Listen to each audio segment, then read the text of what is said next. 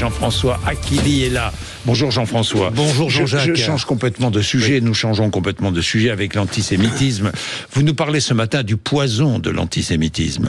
Le mot est celui du président Emmanuel Macron après l'agression samedi du rabbin d'Orléans dans la rue alors qu'il rentrait chez lui avec son fils de 9 ans. Un climat détestable qui semble s'ancrer durablement dans notre pays. Alors, je vous donne une citation. Il y a 20 ans, on entendait sale juif. Il y a 10 ans, sale sioniste. Aujourd'hui, l'insulte, c'est génocidaire. Alors ces mots-là sont ceux du président du CRIF, Jonathan Arfi, pour qui la haine du juif est toujours là. Elle se nourrit, dit-il, des mots, des situations du moment.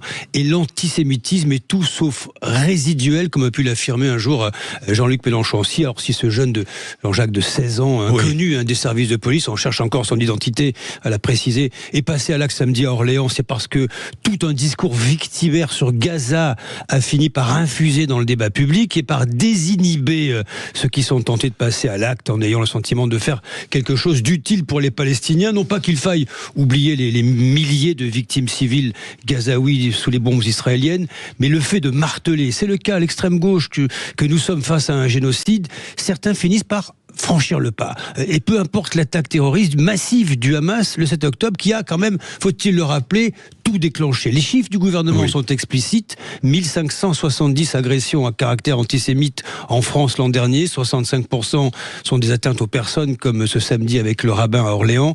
Une tendance à la hausse. On n'en sort pas. L'antisionisme est-elle une forme d'antisémitisme ? Je reviendrai sur cette question qui est très intéressante. Je la poserai à Prisca Thévenot d'ailleurs, qui revient d'Israël tout à l'heure, qui est proche de Gabriel Attal, proche parmi les proches de Gabriel Attal, ancienne porte-parole du gouvernement, et qui a beaucoup elle-même menacée. Ses enfants ont été menacés, menacés de mort.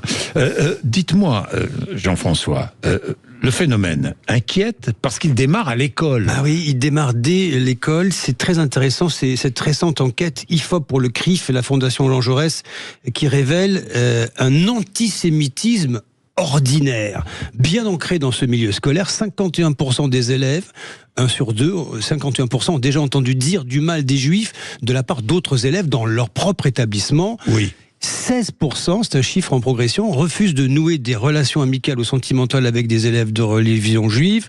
Ça monte à 37% quand les élèves affichent un soutien à Israël.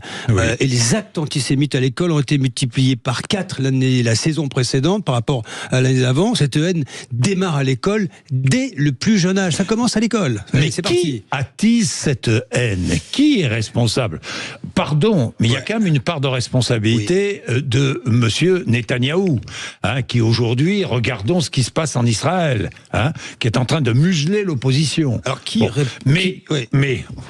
en France, qui est responsable ? Réponse partielle de Jonathan Arfi. Ceux qui minimisent, dit-il, relativisent ou justifient la haine des Juifs par ce conflit à 4000 km de chez nous, porte une lourde responsabilité. Bon, Gérald Darmanin, lui, était plus précis, il a ciblé hier les dirigeants de la France insoumise, pas tous, a quand même précisé le garde des Sceaux, allusion à Jean-Luc Mélenchon et son refus d'admettre la photo détournée de Cyril Hanouna sur l'affiche de LFI qui appelle à manifester samedi, qui reprenait donc l'iconographie et les codes de la période nazie, alors que des responsables insoumis comme Manuel Bompard, Manon Aubry ont reconnu une erreur. C'est là la différenciation qu'il fait, le garde des Sceaux. S'en prendre aux Juifs, responsable de tous les maux, a toujours été un crash test de la République. Jean-Jacques, affaire Dreyfus, très loin de nous, collaboration.